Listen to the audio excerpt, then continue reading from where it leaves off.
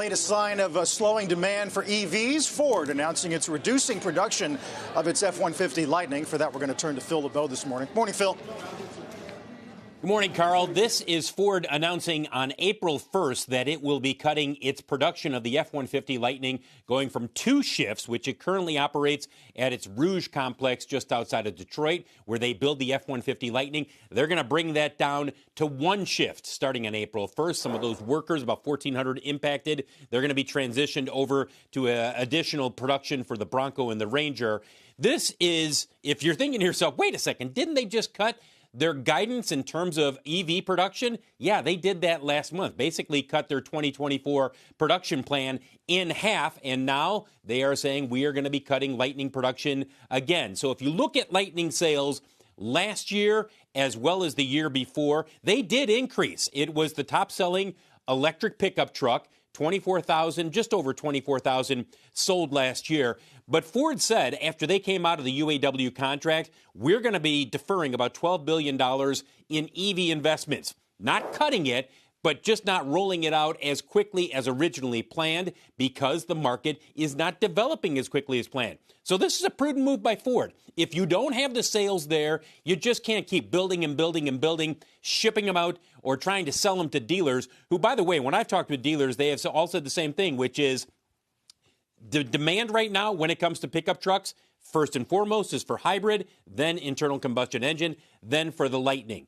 And that's a reflection of where the market is right now overall. Take a look at shares of Ford in the last year. We'll get the Q4 results on February 6th. And again, guys, while they are cutting this shift for Lightning production, they are increasing production for the Bronco and the Ranger. Why? Because that's where the market is right now. That's where demand is, as internal combustion engine vehicles and hybrids, especially hybrids, are in big demand right now. And Ford is in the best position of the big 3 when it comes to hybrid production. Now, Phil, I applaud this because you can't keep making trucks that don't sell. But no, when I was you're out absolutely there, right. Right, I mean, it's smart. But when I was out there in the spring, I thought there was a waiting list and people were very excited about it. Small business people. What happened? They just all the ones who wanted it got it, and that was it.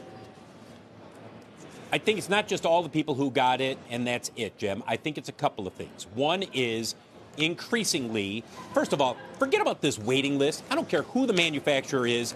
The next time you hear a manufacturer say, we've got scores of reservations, yeah, that and a cup and 10 cents will get you a cup of coffee. It's easy for anybody to say, I'm reserving a vehicle. A lot of times they evaporate when people are forced to say, okay, I'm either buying or not buying.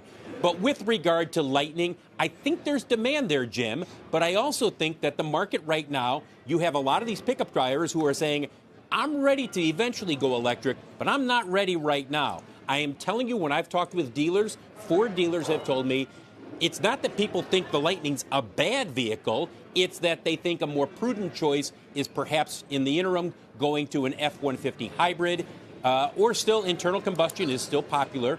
And the F-150 is the best-selling vehicle in this country. So that's the issue when it comes to the Lightning.